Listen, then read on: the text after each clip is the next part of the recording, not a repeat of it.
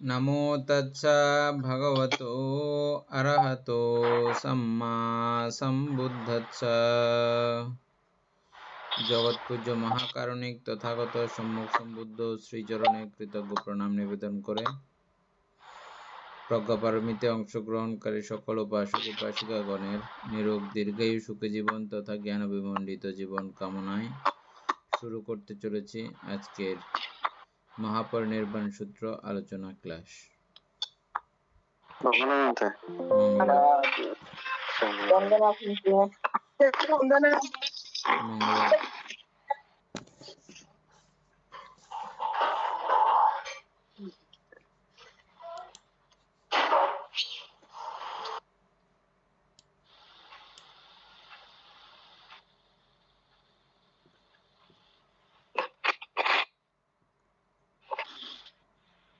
বন্দনামন্তে মঙ্গল।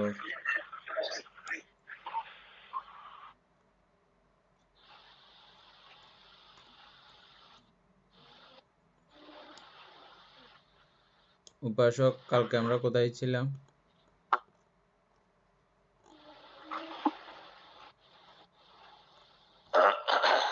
আমরা ওই যে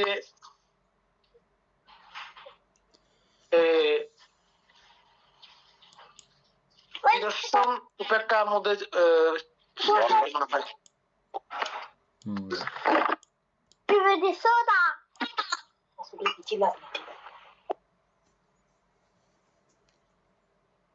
বিদর্শন উপেক্ষা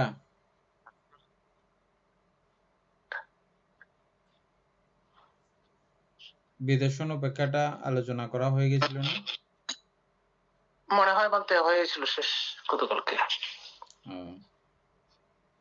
বলেন সবার জন্য একবার বিদর্শন উপেক্ষাটা। বন্দনামন্তে মঙ্গল।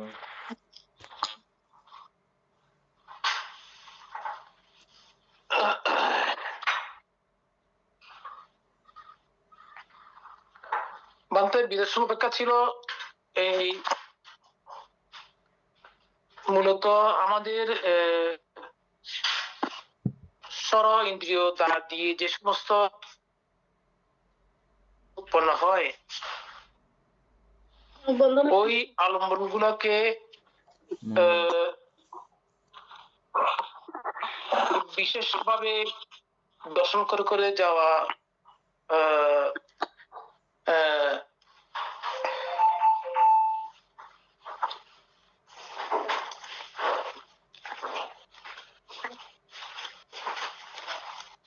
এবং এক পর্যায়ে এগুলাকে উপেক্ষা করতে হয়, তা না হলে ওখান থেকে বের হওয়া সম্ভব নয়। ওইরকম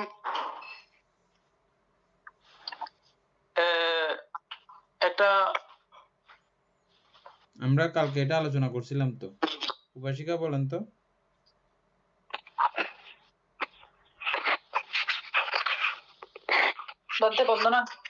মঙ্গল। বিদর্শনের উপেক্ষাটা বলেন তো।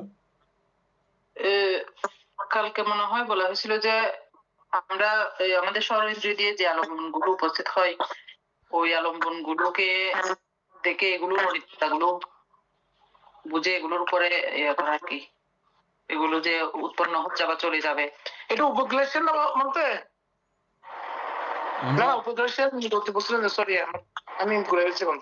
বিভিন্ন সংযোগে এটা তৈরি হচ্ছে, আবার প্রত্যয় বিচ্ছিন্ন হয়ে গেলে এগুলো হয়ে যাবে, এরকম উপেক্ষা করতে।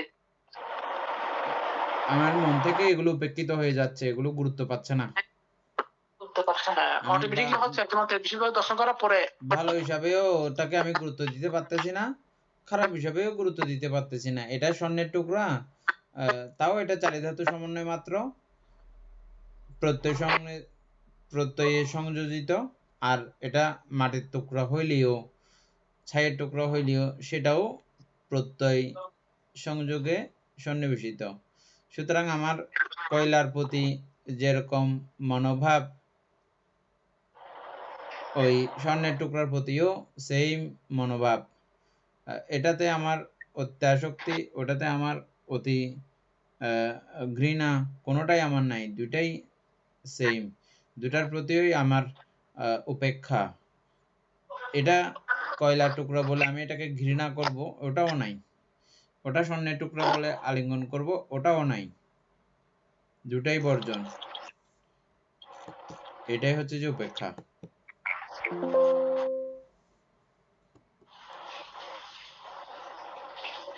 তারপরে কি ছিল? তারপরে কেউ না বুঝে থাকলে বলেন।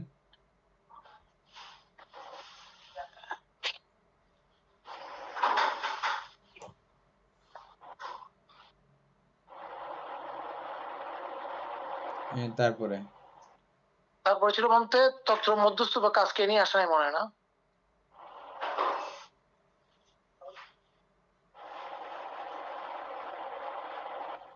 তারপরে ছিল তত্র মধ্যস্থ উপেক্ষা বানতে।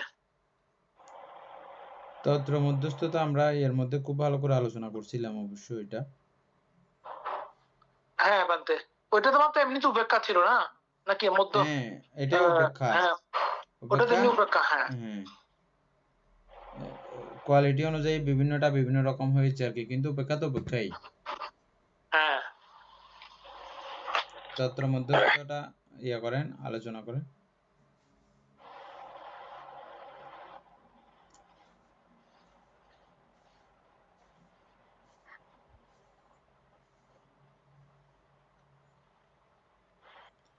সুকুমার বাবু বলেন না হলে। বানতে সুকুমার বাবু আসছে? সুকুমার আসতে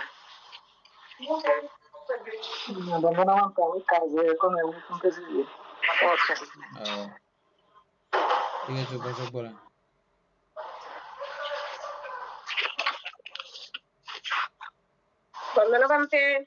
মঙ্গল বলতে তত্র মধ্যস্থতার উপেক্ষাটা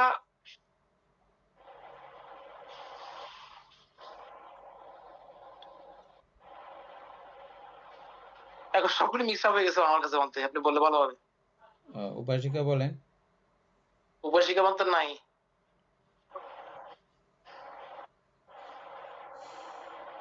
ওটা এখন রে আসছে বলতে, একটু পরে আসবো।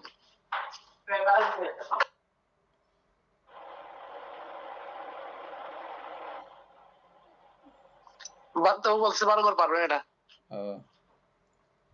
মিক্স হয়ে যাচ্ছে বলতে এখন সবগুলো সঙ্গে। কালকে এটা নিয়ে আমরা আলোচনা করতে গিয়ে বলছিলাম যে উপক্লেশ,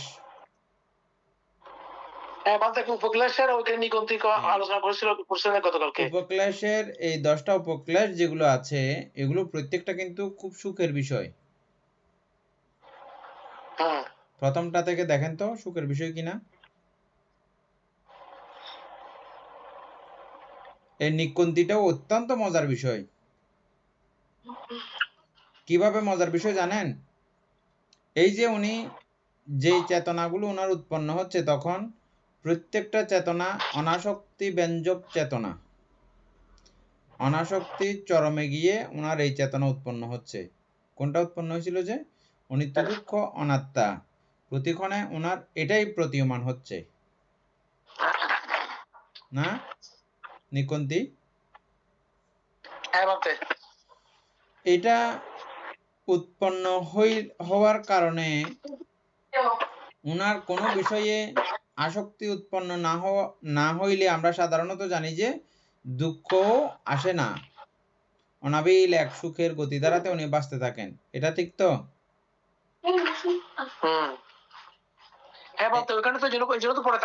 হ্যাঁ তো এই জন্য এটাও একটা মহা সুখের একটা অবস্থা।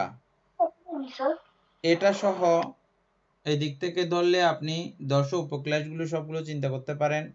আর ওই দিক থেকে ধরলে আপনি বিতর্ক বিচার প্রীতি সুখ একাগ্রতা, প্রীতি সুখ এই দুটাকেই ভাবেন। ওই দুটার মধ্যে চিত্তকে লীন করে রেখে দেওয়া যায় দীর্ঘ সময় ধরে, দীর্ঘকাল ধরে।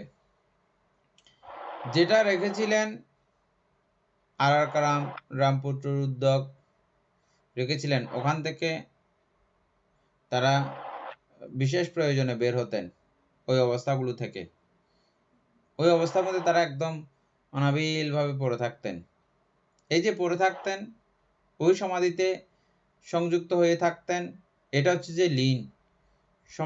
সমাধিকে আলিঙ্গন করে তারা অবস্থান করতেছে। সমাধিকে ভালোবেসে সমাধির সঙ্গে সংযুক্ত হয়ে সমাধিতে লীন হয়ে তারা অবস্থান করতেছে। বুঝছেন? আর সমাধি থেকে বিচ্ছিন্ন হয়ে যাওয়া তার মানে চিত্ত একাগ্রতা নাই। চিত্ত একাগ্রতা ছুটে গেছে, একাগ্রতা আর নাই। একাগ্রতা ছুটে যাওয়া মানে কি? চিত্ত অদ্বৈতগ্রস্ত হয়েছে, চঞ্চল হয়েছে। এটাই তো। তা অদ্বৈত এবং সমাধিতে বা চিত্তের এই লীন অবস্থা থেকে মুক্ত থাকতে হবে, আর চঞ্চলও হবে না, চঞ্চলতা থেকেও মুক্ত থাকবে। এই দুইয়ের মাঝামাঝি একটা জায়গা আছে, দুইয়ের মাঝামাঝি। এটাতেও আমি এই সুখও আমি ভোগ করব না এবং চিত্তকেও সদর বদর করতেও দেব না, উচ্ছৃঙ্খল আচরণ করতেও আমি দেব না। এটাও লীন হতে দেব না, এটাতেও ইয়ে করতে দেব না। মাঝখানে আমি বসিয়ে রাখবো। তবে জ্ঞানত, এটাকে জ্ঞানজ বলা হয়। এই যে অবস্থাটা, এটা জ্ঞানজ উপেক্ষা ও বলা হয়, অথবা এটার আমরা ইয়ার মধ্যে নাম দেখেছি তত্র মধ্যস্থতা। 52 প্রকার চৈতসিকের মধ্যে এটাকে তত্র মধ্যস্থতা হিসেবে আমরা দেখেছি। হ্যাঁ, তাহলে এই তত্র মধ্যস্থতা হচ্ছে যে জ্ঞানজ, মানে জ্ঞানের দ্বারা আপনি এটাকে এই জায়গায় বসিয়ে রাখবেন। কি জ্ঞান? আমি সমাধিতে যদি লীন হয়ে থাকি, সমাধি এটা একটা চৈতসিক মাত্র। এই চৈতসিক মাত্রই প্রত্যয় সহযোগে সৃষ্ট। প্রত্যয়ের অবর্তমানে, প্রত্যয়ের বিবর্তমানে এই সমাধিও নাই। যেহেতু এটা সংখ্যাত ধর্ম, সেহেতু এটাও নিত্য এবং বিলয়ধর্মী ক্ষয়ধর্মী। আর বিলয়ধর্মী ক্ষয়ধর্মী বিষয় কখনো সুখের হতে পারে না। এবং আমরা বারবার প্রমাণ করে নিচ্ছি যে এটা এইখানে যে সংস্কারগুলো দিয়ে তৈরি হয়েছে, এরা প্রত্যেকেই প্রত্যেকের মধ্যে কেউই আত্মত্ব প্রকাশ করতে পারে না, আমিত্ব প্রকাশ করতে পারে না, কারো ক্ষমতা নাই। তাহলে এই অনিত্য দুঃখ অনাত্মা জ্ঞানের মাধ্যমে এই লীন অবস্থা, এই সুখের অবস্থা, এই স্বস্তির অবস্থা বলুন বা যেভাবেই বলুন না কেন, এটাকে আপনি জ্ঞান দ্বারা প্রবাহিত করে এখানে রেখেছেন। আবার চিত্ত চঞ্চল হইলেও আমি দুঃখ পাবো, কষ্ট পাবো চিত্তের অস্থিরতার কারণে। সেই কারণে আমি এদিকেও চঞ্চল হইতে দিব না। দুইয়ের মাঝামাঝি জ্ঞানতভাবে জ্ঞাত হয়ে এখানে একটা জায়গায় দাঁড় করে রেখে দেওয়া এমন একটি অবস্থার নাম হচ্ছে তত্র মধ্যস্থতা। অত্যন্ত গুরুত্বপূর্ণ, অত্যন্ত গুরুত্বপূর্ণ। এই তত্র মধ্যস্থতা উপলব্ধি করতে না পারলে আমাদের যেটা ইয়ে আছে, অপর্ণা থেকে জায়গাগুলো বলেন তো, অপর্ণার আগের জায়গাগুলো। উপচারের পরে অপর্ণা, হ্যাঁ, তারপরে বলে এর আগে হচ্ছে এটি কি বলে, পরিকর্ম সমাধি, পরিকর্ম নিমিত্ত, উদ্গ্রহ নিমিত্ত, উদ্যোগী অধোভাগীয় বন্দনা মানতে মঙ্গলক উদ্গ্রহ নিমিত্ত, তারপরে প্রতিভাগ নিমিত্ত, তারপর হচ্ছে অপর্ণার আগেরটা একটু বুঝতে একটু ভুলিয়ে যাবে, গোত্রভূ। এই তত্র মধ্যস্থতা যদি প্র্যাকটিস করতে না পারেন, আয়ত্তভূত করতে না পারেন, গোত্রভূ এবং আবার বলেন সুকন বাবু নামটা,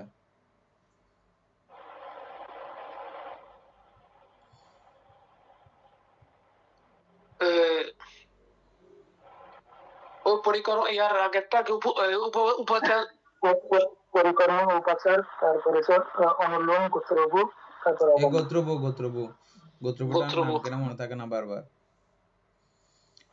এই গোত্রব এবং তত্র মধ্যস্থতা এক দৃষ্টিকোণ থেকে বিষয়টা একই, তবে গোত্রব বিভিন্ন জায়গার আছে তো সেজন্য গোত্রব ব্যাপারটা অন্যরকম। এটা বর্ডার, গোত্রব হচ্ছে বর্ডার।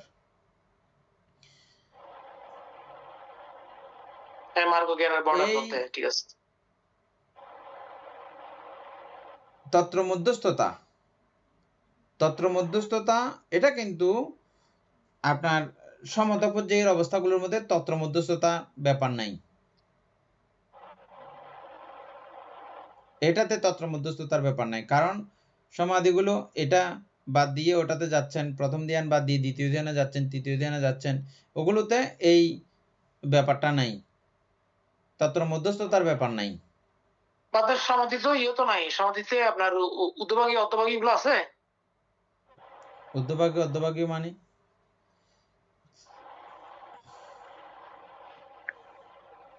এটা কি না উদ্ধভাগী না, একটা কি বলছিলাম যেটা আমি বুঝতে পারতে গেল, উগ্র নিমিত্ত, প্রতিভাগ নিমিত্ত, হ্যাঁ এগুলো আছে, এগুলোর মতো করে সাজিয়ে নেবেন আর কি, যেটা যে ভাবনার যেটা যেরকম করে সাজাইতে হবে। আচ্ছা, এটা হচ্ছে যে একটা চিত্তের কলা কৌশল, এই তত্র মধ্যস্থতা।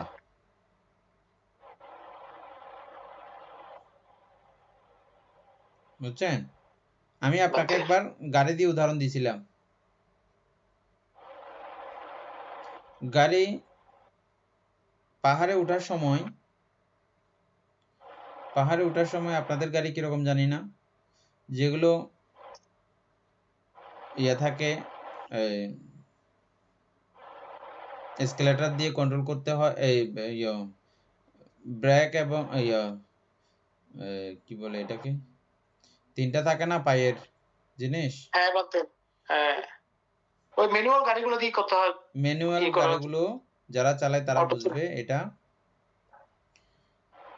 তো এসকেলেটর এবং ক্লাচ, এই দুইটা জিনিস দিয়ে গাড়িকে অর্ধেকের মধ্যে দাঁড় করে রাখতে হয়, এমন সময় আছে।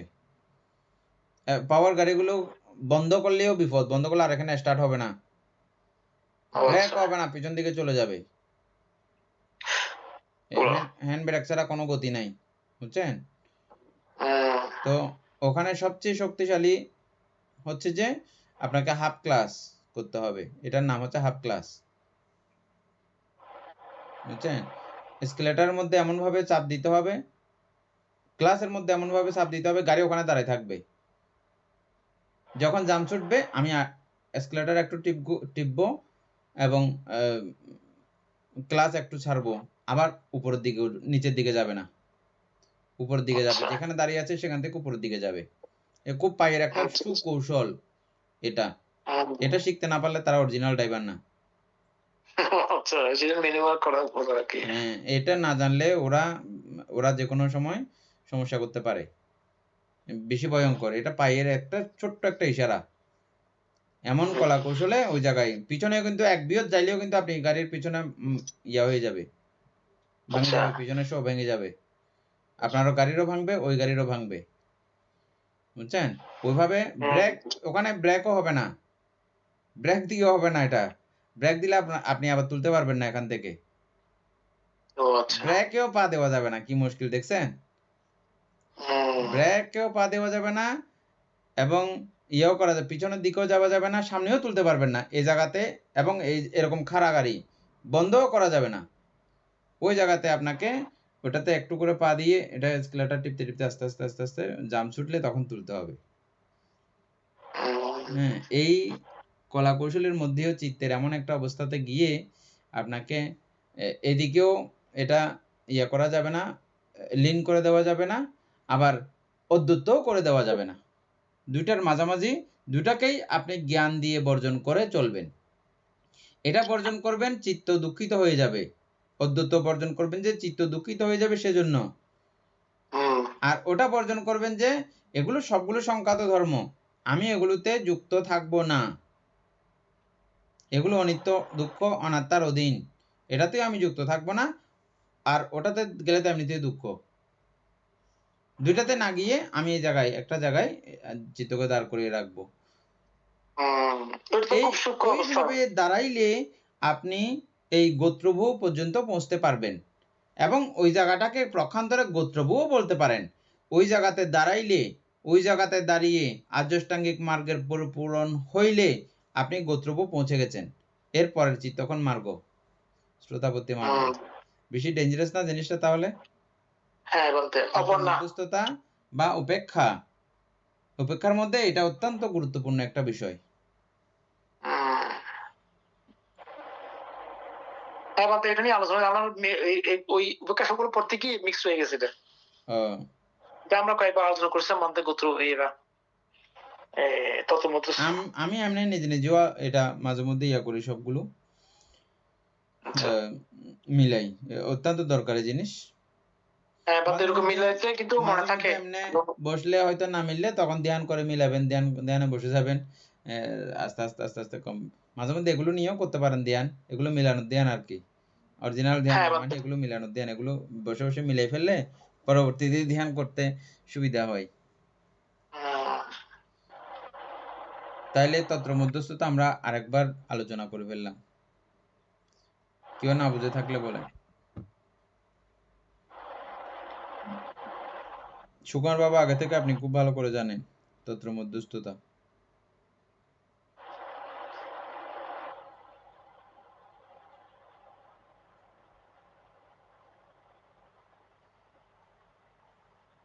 তারপরে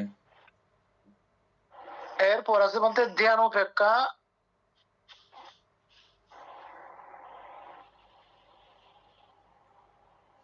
ধ্যান উপেক্ষা হচ্ছে যে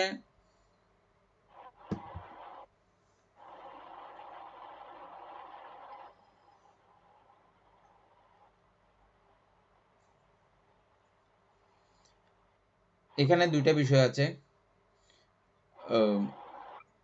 প্রথম ধ্যানকে উপেক্ষা করে যখন দ্বিতীয় ধ্যানে যাই, এটাকে উপেক্ষা করে যেতে হয়। প্রথম ধ্যানের সুখকে উপেক্ষা করে দ্বিতীয় ধ্যানে যেতে হয়, এটা তো জানেন আরামসে। এটাকে এটার মধ্যে পড়ে থাকলে আপনি দ্বিতীয় ধ্যানে যেতে পারবেন না। এটা এক, এখানে এটা যে বইয়ে লেখা আছে এমন না, এটা আমি ইয়ে করতে করতে বাইর করছি, চিন্তা করতে করতে। তারপরে আর একটা হচ্ছে যে কি, পঞ্চম ধ্যানে গিয়ে উপেক্ষা এবং একাগ্রতা সহিত পঞ্চম ধ্যান পড়েছেন না এটা? এটা ধ্যানের উপেক্ষা।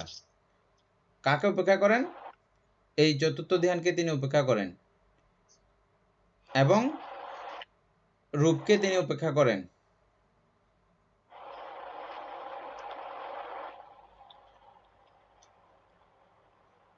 কাকে উপেক্ষা করেন? হ্যাঁ, কাকে উপেক্ষা করেন সেখানে তিনি? উপেক্ষা এবং একাগ্রতা দেখছেন যে কাকে উপেক্ষা করেছেন? বিতর্ক, বিচার, প্রীতি, সুখ, একাগ্রতা, ওই চারটাকে উপেক্ষা করেছেন। এই চারটাকে উপেক্ষা করে উপেক্ষা এবং একাগ্রতায় তিনি যুক্ত আছেন। এটাকে বলা হয় এই পঞ্চম ধ্যানের উপেক্ষা।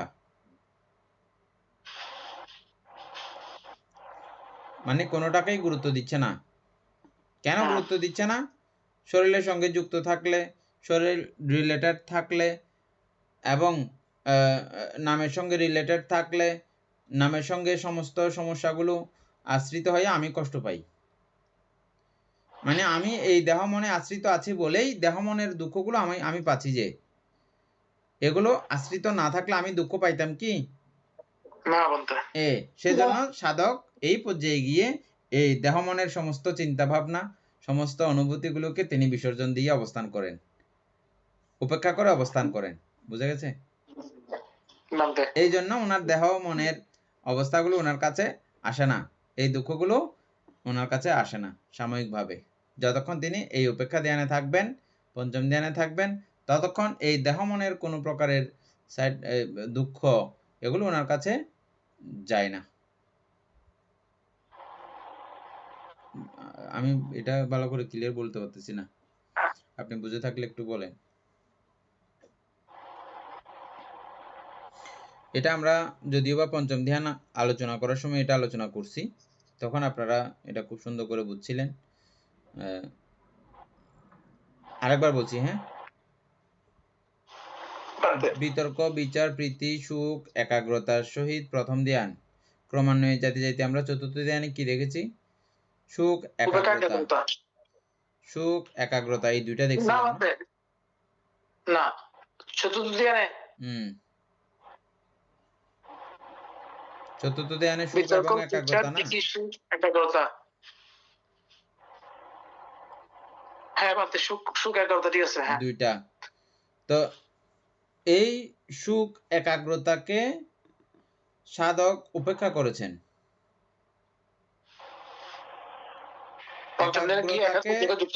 একাগ্রতাকে তিনি রেখে দিয়েছেন লাস্ট পর্যন্ত, এবং সুখকে তিনি উপেক্ষা করেছেন।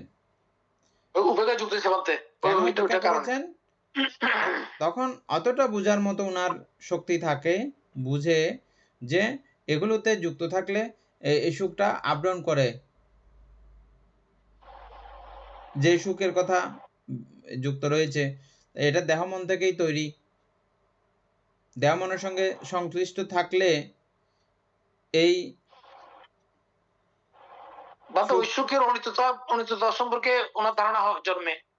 অনিত্যতা সম্পর্কে অতটাও ধারণা জন্মে না যদি তিনি বিপস্সী বা বুদ্ধ শিক্ষায় শিক্ষিত না হন, অতদূর ধারণা পর্যন্ত ওনার আসে না নর্মাল সাধকের বেলায়। এটা হ্যাঁ, এটা যারা ওই লেভেলের বুদ্ধ সাধক লেভেলের সাধক তাদের কাছে এটা আসবে, কিন্তু অন্য সাধকদের কাছে এটা আসবে না। তথাপিও তিনি এটা বুঝতে পারেন যে এগুলোর কারণে এত দুঃখ পাচ্ছি আমি, এই জন্য এগুলো যে যে জায়গাতে আপনি দুঃখ পান সেগুলোতে আপনি উপেক্ষক হয়ে যান না, কেউ বুঝাই দিক বা না দিক, আপনি উপেক্ষা করে ফেলেন না, দূর এরকম। ঠিক এই দেহ মনের প্রতি এরকম একটা উপেক্ষা ভাব সাধকের যখন চলে আসে তখন এটাকে বলা হয় উপেক্ষা একাগ্রতার সহিত পঞ্চম ধ্যান।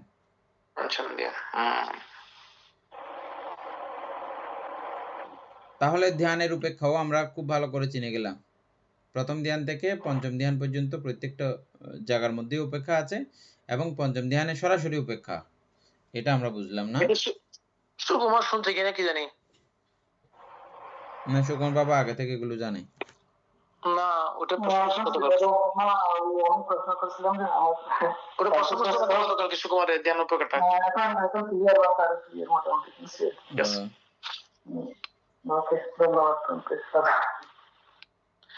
তারপর হচ্ছে আমাদের পারিশুদ্ধ উপেক্ষা। এই পরিশুদ্ধি উপেক্ষা সম্পর্কে বিস্তারিত লেখা সেভাবে নাই, তবে পরিশুদ্ধি উপেক্ষার সূচনা কিন্তু এখান থেকেও করা যায়। আমি যখন পঞ্চশীল গ্রহণ করব, পঞ্চশীলে নিজেকে অধিষ্ঠিত করব, তখন আমার মধ্যে একটা পরিশুদ্ধ ভাবধারা আসে। অকুশল বর্জনের মাধ্যমে, অকুশল সমস্ত আচার আচরণকে বর্জনের মাধ্যমে বর্জন করেছি, যে অকুশলকে আমি কি করেছি? উপেক্ষা করেছি। এটা এই পর্যায়ের মানে পরিশুদ্ধ উপেক্ষা, এটা প্রথম ধারা। যখন সে অষ্টশীল পালন করে, অষ্টশীলের পরবর্তী সবগুলোকে কি করেন? তিনি উপেক্ষা করেন। ক্রমান্বয়ে 10 শীল থেকে যাবতীয় শীল সবগুলো উপেক্ষা করতে করতে উনি শেষ পর্যন্ত সমস্ত চিত্ত চৈতসিক ধর্ম সম্পর্কে, নাম রূপ সম্পর্কেও তিনি এই উপেক্ষা অবস্থা তৈরি করেন। এগুলো সবগুলো ওনার কাছে উপেক্ষিত হয়ে যায়। কেন উপেক্ষিত হয়ে যায়? অনিত্যের আধার, দুঃখের অনিত্যের বহমানতা এবং দুঃখের ভাণ্ড এবং অনাত্মাধর্মী সব, এগুলো এভাবে দেখার কারণে সবগুলোকেই তিনি অপরিশুদ্ধ হিসাবেই চিহ্নিত করেন। সমস্ত নামরূপকে তিনি অপরিশুদ্ধ হিসাবে চিহ্নিত করেন, তখন তিনি সমস্ত নামরূপকেই তিনি উপেক্ষা করে দেন, অর্থাৎ নির্বাণ। এই পরিশুদ্ধ উপেক্ষা মানে নির্বাণ উপেক্ষা, নির্বাণটাও উপেক্ষা এক প্রকারের, বুঝছেন? নির্বাণীয় নামরূপকে সম্পূর্ণ উপেক্ষা করে অবস্থান করে না? অবশ্যই, তাহলে তো হবে না বলতে। তাহলে পরিশুদ্ধ উপেক্ষা ওখান থেকে শুরু করে এ পর্যন্তও আসতে পারে। বইয়ে আপনারা কখনো কোথাও ভবিষ্যতে লেখা পাইলেও কোনো বিতর্ক করার দরকার নেই, আপনাদেরকে আমি এ থেকে জেড পর্যন্ত পুরোটা ইয়ে করলাম না।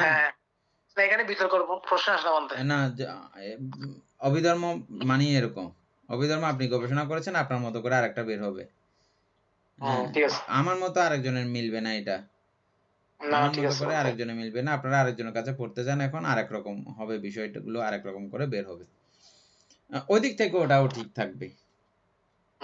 এখন তো আমরা এটা প্রমাণিত করতেছি প্রত্যেকটা কথা, এদিক থেকে আসলে বেসিকটা যদি ঠিক থাকে আর কোনোটা সমস্যা নাই, বাকিগুলো বোঝা যাবে, সেটা বলতে চাচ্ছি আমি। তারপরে আমরা তো এমনি এটা শেষ করেছি না, আমাদের উপাসক ইয়ে পাঠাইছিল কালকে, এই সুপ্রিয় বাবু পাঠাইছিল, ওটাও একটু করে দেখে নিতে পারেন। আমরা যা জানছি এটা থেকে নতুনত্ব কিছু আছে কিনা সেখানে। ওইখানে লিখছে কি বৌদ্ধ ধর্ম উপেক্ষা পারমি 10টি প্রকার বা রূপ। সত্য উপেক্ষা, সত্য উপেক্ষা বুঝেন তো না? এখানে লেখা আছে সকল প্রাণীর প্রতি সমভাবে চিন্তা করা, কাউকে পক্ষপাত আর বিদ্বেষ ছাড়া দেখা। এটার সঙ্গে আমরা যেটা বলছি এটার সঙ্গে কোথায় ম্যাচিং আছে বলেন তো? ওই ব্রহ্মবিহারের, হ্যাঁ ঠিক আছে।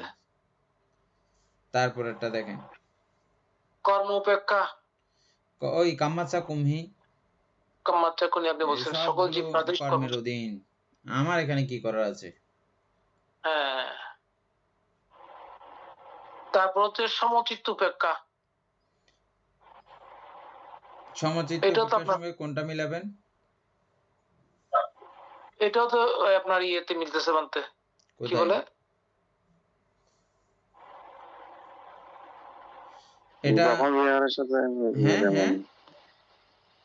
ব্রহ্মবিহার এটার সাথে, ব্রহ্মবিহারের সঙ্গে একটা সত্যটা মিলছে, সত্যটা মিলছে ব্রহ্মনার সাথে। এটা একটা কি জানি, এটা হচ্ছে যে তত্র মধ্যস্থতাটাও হতে পারে না, বলতে এটা হচ্ছে যে এটাও তো চিত্ত মধ্যে সমতা, এদিকেরটাও যেমন এদিকেরটাও, এটাকেও দুঃখ বলে তিনি চিহ্নিত করেছেন, এটাকেও, এটা তো অবশ্যই দুঃখ, মানে চঞ্চল হয়ে যাওয়াটা অবশ্যই দুঃখ।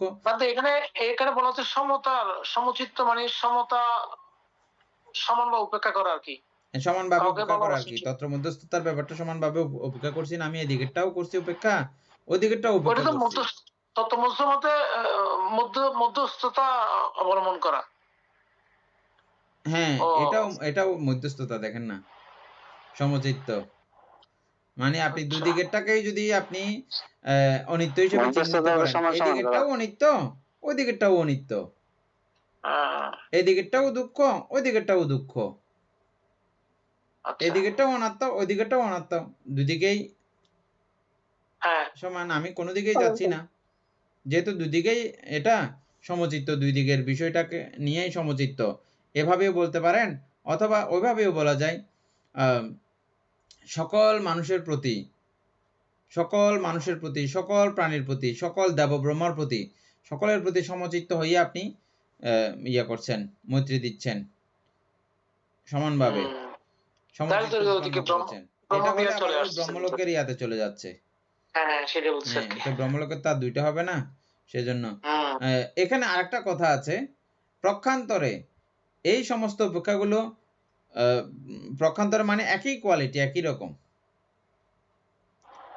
পর্যায়ভেদে এটা বিভিন্ন আঙ্গিকে বিভিন্ন রকম হয়েছে বটে, এটা কয়েকটা শ্রেণীতেও ইয়া করা যায়, বিন্যস্ত করা যায়, এটা আমরা বুঝার সাথে এগুলো এতভাবে ইয়া হয়েছে।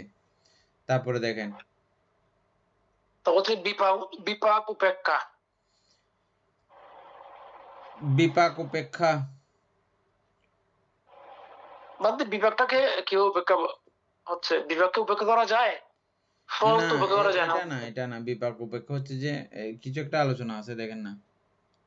এখানে বলছে যে ফলাফল বা কষ্ট আসছে তা পূর্বকর্মের ফল, এই উপলব্ধিতে অবিচল থাকা। হ্যাঁ, ও আচ্ছা, মানে আমার এটা আসছে আচ্ছা। আমি কি করব, আমার এটা বিপাক আছে। হ্যাঁ ওই হ্যাঁ এটা হ্যাঁ, এটা ওই হচ্ছে যে ওটার মতো কর্ম ওটার মতো। হ্যাঁ, কর্ম ওই যে অপেক্ষার কালকে মতো, বলছিলাম যে কর্ম অপেক্ষার হ্যাঁ মতো। ঠিক আছে। আমার আর কি করার আছে, যা হয়েছে হয়েছে আর কি করব আর। এটা বিপাক উপেক্ষা। পূর্বজন্মের কর্মফল পূর্ব মেনে, জন্মের হোক বা ইহ জন্মের হোক, ইহ আমার জন্মে এটা হোক, মানে বিপাক আগের আছে, আমি কিছু আগের করার আর নেই। কি, হ্যাঁ, কিছু করার নেই। হ্যাঁ, উদাসীন উপেক্ষা, যে কোনো পরিস্থিতিতে আবেগ মুক্ত কিন্তু বোধসম্পন্ন নিরপেক্ষতা বজায় রাখা। ওই যে এটা হচ্ছে তত্ত্ব মধ্যস্থতার সঙ্গে ভালো করে মিলতেছে। যে কোনো পরিস্থিতিতে আবেগ মুক্ত কিন্তু বোধসম্পন্ন নিরপেক্ষতা বজায় রাখা। হ্যাঁ বলতে এটা তো তোমার ঠিক এটা আছে, তত্ত্ব মধ্যস্থতা মিলতেছে ভালো করে। বোধসম্পন্ন বলা হচ্ছে সেখানে আরো। হ্যাঁ, বোধ সম্পন্ন।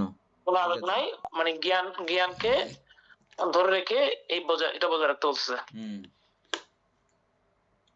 তারপর বলতে আবার আসছে সমতা উপেক্ষা। সমতা উপেক্ষা কি আছে? আগে সমচিত্ত উপেক্ষা ছিল। হ্যাঁ, সমতা উপেক্ষা সুখ দুঃখ লাভ ক্ষতি জয় পরাজয়ে সমভাবে থাকা। হ্যাঁ, তারপর হচ্ছে ধ্যানজ উপেক্ষা। হ্যাঁ, ঠিক আছে। তারপরে ধ্যানজ উপেক্ষা, হচ্ছে ধ্যানের কথা বলা হয়েছে একটু আগে। এখানে লিখছে বলতে ধ্যানের চতুর্থ স্তরে যে উপেক্ষা উৎপন্ন হয় তা অত্যন্ত গম্ভীর এবং পরিশুদ্ধ। দেখছেন সার্জিবিটি বহুত ডেঞ্জারাস আছে। হ্যাঁ, সার্জিবিটি মানে অনেক ডেঞ্জারাস। হ্যাঁ, আমি তো চিন্তা আশ্চর্য হয়ে গেলাম। সার্জিবিটি এটা কি? চ্যাটজিপিটি, চ্যাটজিপিটি কি? আমি চিনি না। হ্যাঁ হ্যাঁ, সর্বনাশ। এটা আপনি মানে কথা বলতে পারবেন ওর সঙ্গে, ফরাসিও শিখতে পারবেন। আর লোগো নেই। ও হচ্ছে না, নতুন অ্যাপ্লিকেশন। তাহলে তো না জানি। নতুন না, এটা অনেক দেরি হয়েছে। কিন্তু আমরা এটা বলতে ইয়ে আসছে বেশি দিন হয়নি তো, ওই সব জায়গায় ই করছে ওরা, বেশি দিন হয়নি।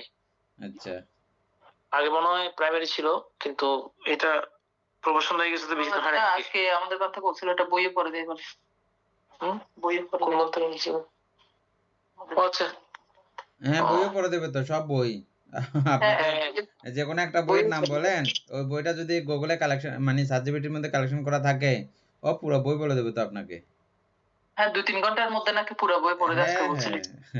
পড়ে দেবে যে ডাইরেক্ট পড়ে দেবে আপনাকে, পুরো বই পড়ে দেবে 2-3 ঘন্টার ভিতরে।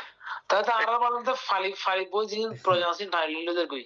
অ্যাপটা কি যে চ্যাট জিপিটি, এটা আপনার ইয়ে আসছে দেখেন, হোয়াটসঅ্যাপের পাশে একটা লোগো আছে, ওখানে সিম্বল, সব জায়গায় অ্যাপ্লিকেশন পাশে একটা লোগো আছে, ওইটা চিপ দিলে হবে, ডান পাশে ছোট করে একটা গোল, ওইটাই এআই লেখা আছে, এআই লেখা থাকে। অ্যাসিস্ট্যান্ট ইন্টেলিজেন্ট মনে হয় নাকি? এটা আমাদের সুপ্রিয় ভালো জানবে। Artificial intelligence. আর্টিফিশিয়াল, হ্যাঁ হ্যাঁ, আমি ভালো জানবে, সেটা বুঝতেছি। আর্টিফিশিয়াল মানে বাস্তব নয় আর কি, মানে ওর ব্যক্তিত্ব নয়, এগুলো ওর ব্যক্তিগত কোনো ব্যাপার না। ও মানুষের থেকে সংগ্রহ করে, পুরো সব মানুষের, সারা ওয়ার্ল্ডের মানুষের থেকে সংগ্রহ করে ও আপনাকে দেখবে, যে এই জন্য আর্টিফিশিয়াল। ওর ব্যক্তিগত ক্ষমতা নাই এখানে। মানুষ এখানে লিখছে এই বিষয়গুলো, ওগুলো সে কালেকশন করে ফেলছে, অনলাইনে মানুষে লিখছে, অনলাইনে মানুষে বলছে, এগুলো সে শুনছে সব। এই চ্যাটজিপিটি ও শুনে রাখছে, শুনে ধারণ করছে, ধারণকৃত বিষয়গুলো আপনাকে দিচ্ছে।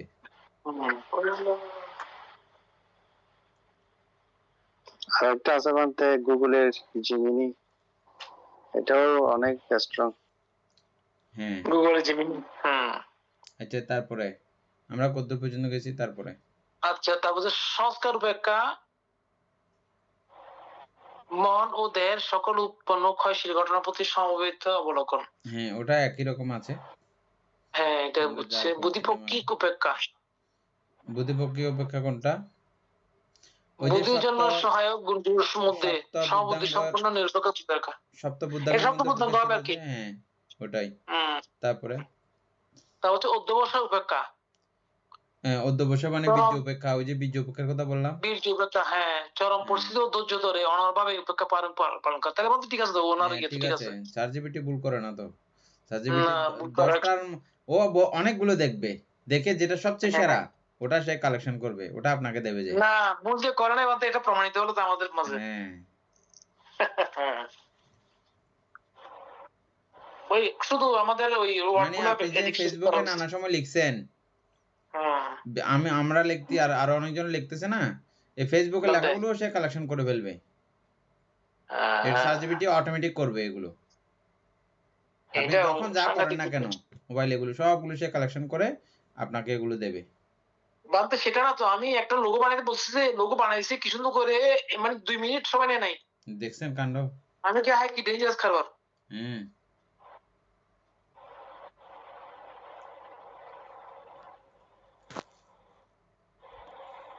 তাই আর কিছু লাগবে না, গ্রাফিক্স ডিজাইন কিছু শিখতে হবে না, মানে এগুলো বলে দিলে শেষ।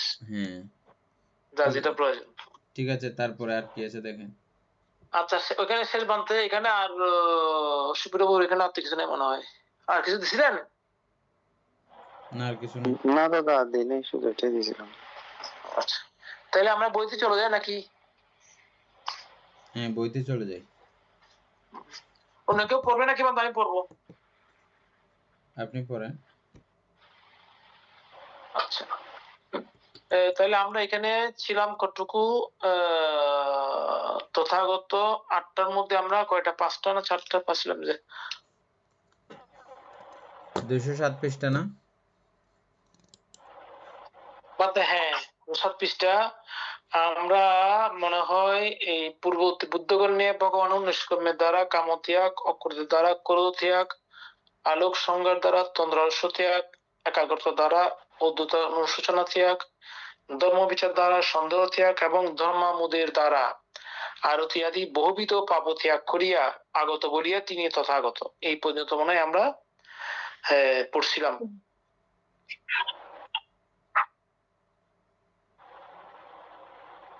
এটা বোঝা হয়েছিল কিনা?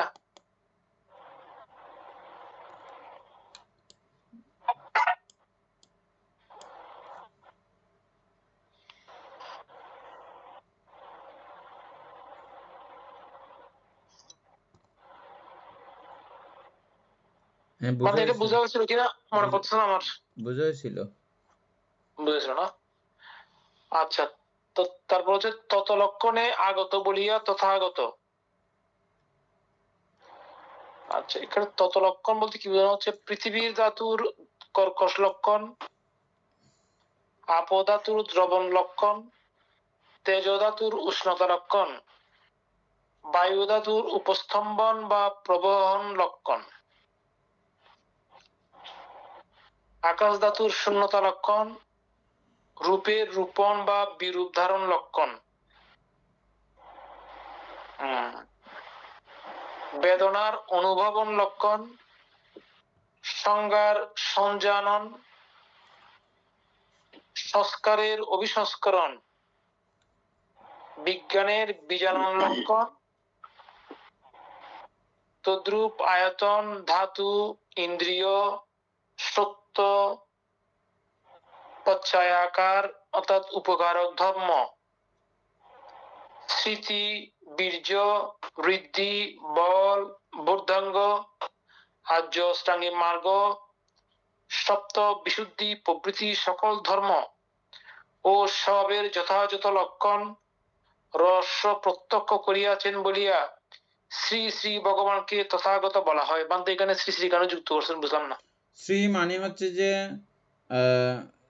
সর্বশ্রেষ্ঠ পূজনীয় ব্যক্তি, মানে পূজা করার জন্য, খুব বেশি শ্রদ্ধা জ্ঞাপন করার জন্য শ্রী ব্যবহার করা হয়। অতি শ্রদ্ধা ব্যঞ্জক কথা উৎপন্ন করার সময় অতীতকালে পৌরাণিকগণরা শ্রী শব্দ ব্যবহার করতেন। ও আচ্ছা। শ্রীপাদ, আমরা শ্রীলঙ্কাতে এই শব্দটা এখনো ব্যবহার আছে, প্রচলন আছে। শ্রীপাদ, হ্যাঁ। ও আচ্ছা। শ্রী মানে শ্রী বাংলাতে এমনি তো এখনো আছে, শ্রী মানে সৌন্দর্য। না বাংলা নামের আগে দেবান্তে শ্রীযুক্ত বাবু এরকম দেবান্তে। হ্যাঁ আচ্ছা শ্রী আর শ্রীমত, এটা কি মানে বুদ্ধের সমকালীন ইয়ে ছিল, শ্রীর এই প্রাধান্যটা ছিল নাকি পরবর্তীতে হয়েছে? বুদ্ধ সমকালে থাকতে পারে, কারণ থাকতে পারে এই জন্য বলতেছি যে সংস্কৃত এবং পালি সমসাময়িক কাছাকাছি ভাষা। আর পালিটা এত বিশাল জনপ্রিয় ইয়ে করতেছে না। আবার কোনো কোনো বইয়ে কিছু ব্যতিক্রম কথাও এটা সম্পর্কে আসছে, পালি সম্পর্কে। পালিকে প্রাকৃতিক ভাষা নামে অনেকেই আখ্যায়িত করছে, কিন্তু করলেও আমরা ওটাতে অতদূরও গ্রান্টিযুক্ত না। আমরা জানি যে প্রাকৃতিক ভাষা হচ্ছে যে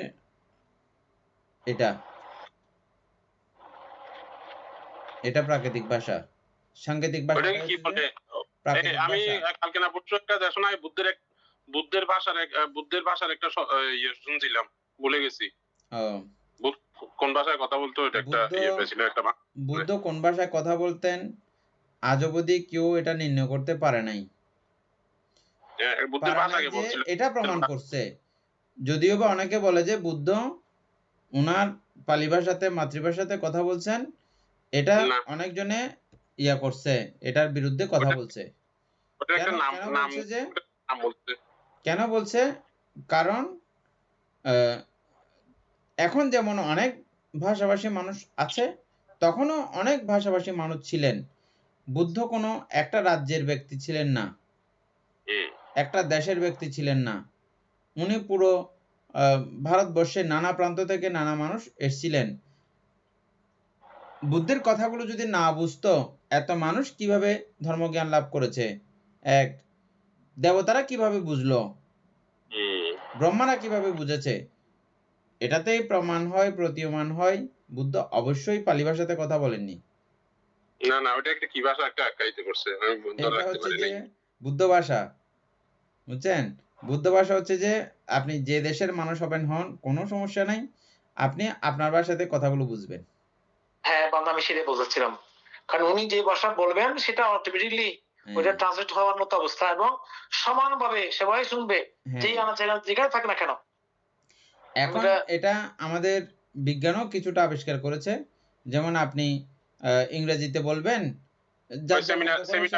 সিলেক্ট করে 10-12টা ভাষা ইয়া করা থাকে, বা অনেক, এখন তো 50টার উপরেও ভাষা সিলেক্ট করা থাকে।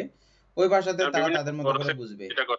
হ্যাঁ, বলার জন্য সে ইচ্ছা করে যে কোনো ভাষা চুজ করে সে বলতে পারে, এটা কনভার্ট হয়ে যে কোনো একটা ভাষাতে ইয়া হয়ে যাবে, রূপান্তর হয়ে যাবে।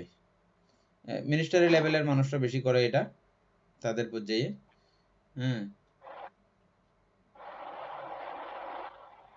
এবং জাতিসংঘের মধ্যেও এগুলো ব্যবহার করা হয়।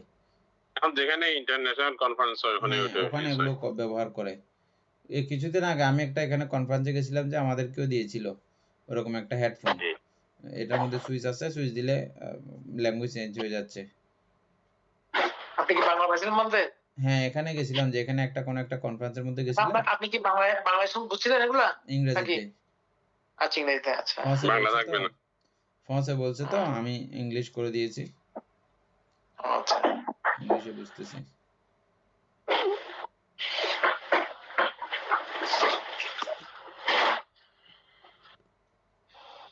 আচ্ছা,